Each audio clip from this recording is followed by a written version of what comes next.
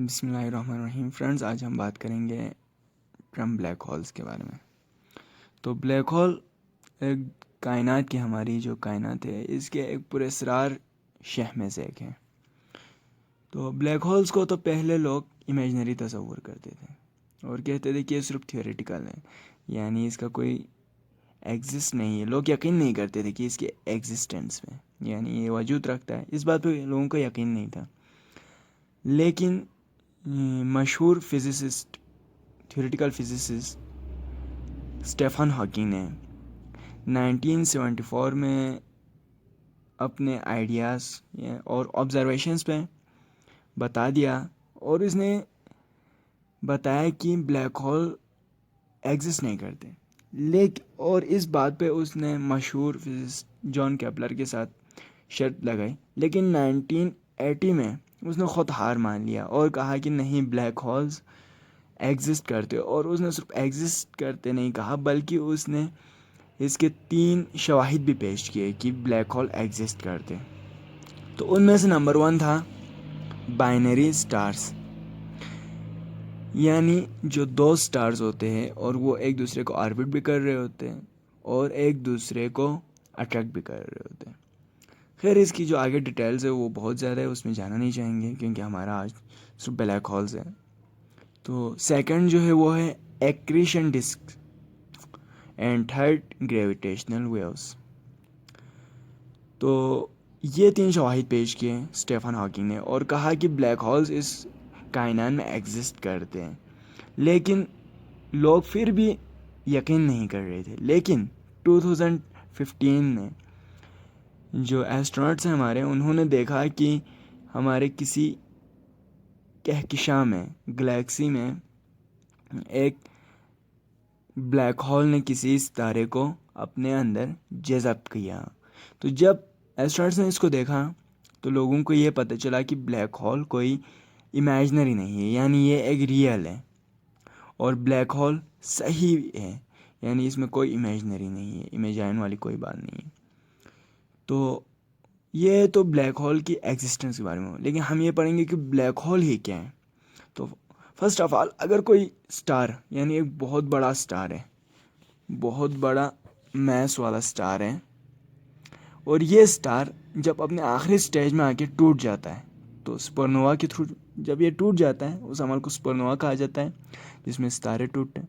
जब सुपरनोवा के थ्रू ये टूट जाता है तो इसके जो पार्टिकल्स हैं मोस्टली तो खला में बिखर जाते हैं, लेकिन सम ऑफ देम उधर जकड़े रहेंगे उसी जगह पे। तो इनके अंदर जो जकड़े हुए हैं उनके अंदर डेंसिटी बहुत ज़्यादा हो जाती है और इसी को ब्लैक होल का नाम दिया गया। और जब इनके अंदर डेंसिटी बहुत ज़्यादा हो जाती है तो वो चीज़ों को अपने अंदर अट्रैक्ट करना स्टार्ट कर लेता है, और जो अपने साइड के प्लैनेट्स हो गए, स्टार्स हो गए and asteroids, comets, everything, energy, matter, हत्ता कि लाइट तक को भी वो अट्रैक्ट कर लेता है। तो ये ब्लैक होल है। और ब्लैक होल की जो बॉर्डर है, यानी ये ब्लैक होल हुआ तो इसकी जो बॉर्डर है इसको इवेंट हॉरिजन कहा जाता है, बॉर्डर को इवेंट हॉरिजन। तो ये जब कोई भी चीज़, कोई भी शे अगर इसके इवेंट हॉरिजन में गिर जाए तो वो कभी वापस नहीं आ सकता, यानी वो वापस ही नहीं आ सकता। अगर हम उसमें चले जाएं तो शायद हम भी वापस नहीं आ सकेंगे। खैर, क्योंकि जो सबसे नज़दीकी ब्लैक होल्स हैं वो हमसे तकरीबन 4 मिलियंस लाइट ईयर्स के फासले पर हैं, तो हम तो नहीं पहुंचेंगे, लेकिन फिर भी ये ब्लैक होल के अंदर कोई भी चीज़ फिर कभी वापस नहीं आता।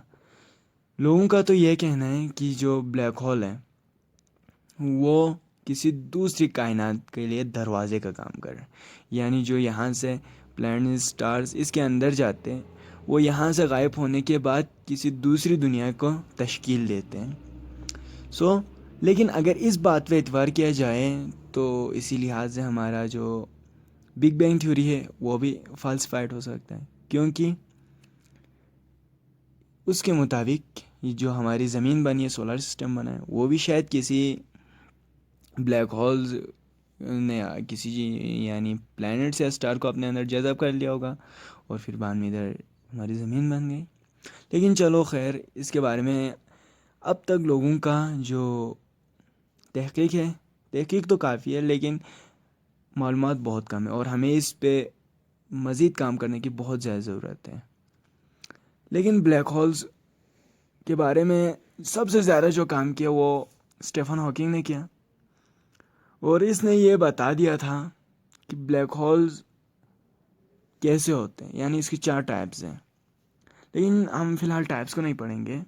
ब्लैक होल्स 4 टाइप के होते हैं, लेकिन ब्लैक होल्स हर गैलेक्सी में होता है और हमारी भी जो गैलेक्सी है मिल्की वे, उसमें भी एक ब्लैक होल्स है, सेंटर में ब्लैक होल है। लेकिन वो ज़्यादातर चीज़ों को अपने अंदर अट्रैक्ट नहीं कर सकता क्योंकि उसके अंदर अट्रैक्शन वाली फ़ोर्स ख़त्म हो गई, यानी वो जो चीज़ों को अब उसका जो खुराक था वो ख़त्म हुआ है। लेकिन हम सपोज़ कर लें हमारी जो सन है, ये अगर ब्लैक होल बन जाए तो क्या हमारी ज़मीन, सन हमारी ज़मीन को अपने अंदर अट्रैक्ट कर लेगा? तो इसके बारे में साइंटिस्ट कहते हैं कि अगर खुदा न खास्ता हमारी जो सन है वो ब्लैक होल बन जाए तो वो हमारी ज़मीन को अट्रैक्ट नहीं कर सकता और ज़मीन और तमाम प्लैनेट्स उसके गिर्द इसी यानी ऑर्बिट में हरकत करते रहेंगे। लेकिन यानी दुनिया बिल्कुल डार्क हो जाएगी, इसमें कोई रोशनी नहीं रहेगी।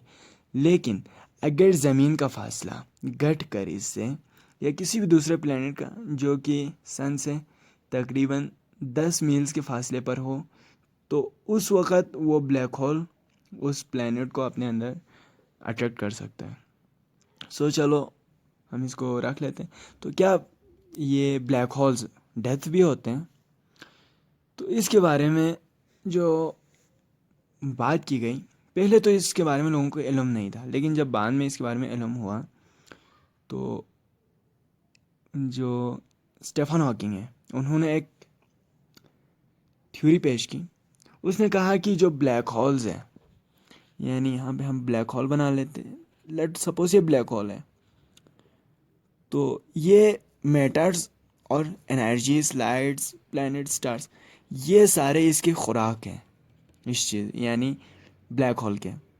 लेकिन जब इसके लिए खुराक ख़त्म हो जाए, यानी मैंने पहले भी बता दिया कि इसके एक हद होती है जिसमें वो अट्रैक्ट कर लेता है, उसके अलावा नहीं। और गैस भी ये अट्रैक्ट कर लेता है, गैस को भी। लेकिन जब इसके साइड में कोई चीज़ ना बचे, यानी गैस भी ना हो, प्लैनेट्स भी ना हो, स्टार्स भी ना हो, तब ये अंदर से एक रेडिएशन ये एमिट करता रहता है। ये ब्लैक होल एक रेडिएशन एमिट करता है, उसको कहा जाता है Hawking radiation. Hawking radiations, Hawking radiations. तो जब ये हॉकिंग रेडिएशंस एमिट करता रहता है तो ये हॉकिंग रेडिएशंस ब्लैक होल की कमियत पर यानी इसकी मास पर बहुत असरअंदाज होते हैं। हॉकिंग रेडिएशंस की वजह से इसका मास घटता है, लेकिन ये अपने साइड के जो इसके खुराक है उसकी वजह से फिर से इसका मास कमियत बढ़ जाता है। लेकिन अगर बाहर से कोई भी इसे खाने के लिए कुछ भी ना मिले, यानी इसका खुराक बंद हो जाए, तो हॉकिंग रेडिएशंस तो मुसलसल निकलते रहेंगे, जिसके बाद आखिर में ऐसा होगा कि ये बिल्कुल ज़ीरो हो जाएगी इसकी कमियत और ये ख़त्म हो जाएगी। सो इसका मतलब ये हुआ कि ब्लैक होल्स डेथ भी होते हैं। बनते तो है, मैंने ऊपर बता दिया था, लेकिन अब डेथ्स का भी पता चल गया कि ब्लैक होल नहीं रहते। और यही हालत हमारी इस वक्त जो गैलेक्सी मिल्की वे में है उसकी भी यही हालत है कि उसका खुराक ख़त्म हो चुका है इस वक्त तकरीबन, उसके साइड में कोई प्लैनेट्स नहीं है और वो भी अपने आखिरी मरहले में है। सो ब्लैक होल्स, और अगर हम इसमें गिर जाएं तो क्या होता है इसका तो मैंने आप लोगों को बता दिया कि हम कभी नहीं निकल सकते, never we come out from them, यानी हम उससे कभी बाहर नहीं निकल सकते। जो भी शय उसमें गिर जाती है अंदर का ही होके रह जाता है। लेकिन साइंटिस्ट का ये भी कहना है कि मुमकिन है वो किसी दूसरी कायनात की तश्कील में हिस्सा बनते हो। तो ऐसा होता है या नहीं, उसके बारे में तो अब तक मालूम नहीं।